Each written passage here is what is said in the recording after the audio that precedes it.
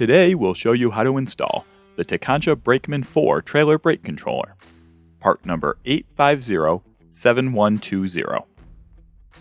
Before beginning the installation, be sure to familiarize yourself with all the parts included in the instructions. For this installation, we'll be using the following tools. Start by determining the mounting location.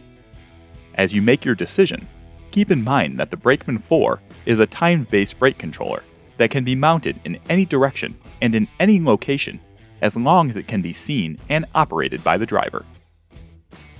Once you've made your decision, securely mount the bracket. Drilling pilot holes may make this easier.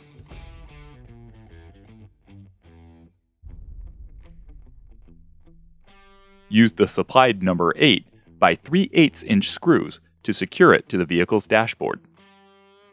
Then, insert the remaining screws on each side of the bracket into the mounting holes to secure the brake controller. Adjust your Brakeman IV's mounting angle to the desired position and tighten until snug.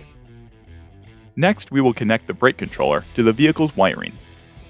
Tekonsha offers two types of wiring harnesses to connect your Brakeman IV to your vehicle's electric braking system.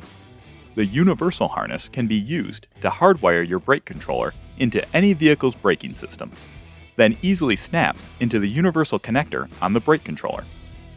Tekonsha's custom brake controller wiring harnesses make it even easier with its plug-and-play design, allowing you to simply plug one end of the connector into your brake controller and the other into the vehicle's electric brake controller harness connector.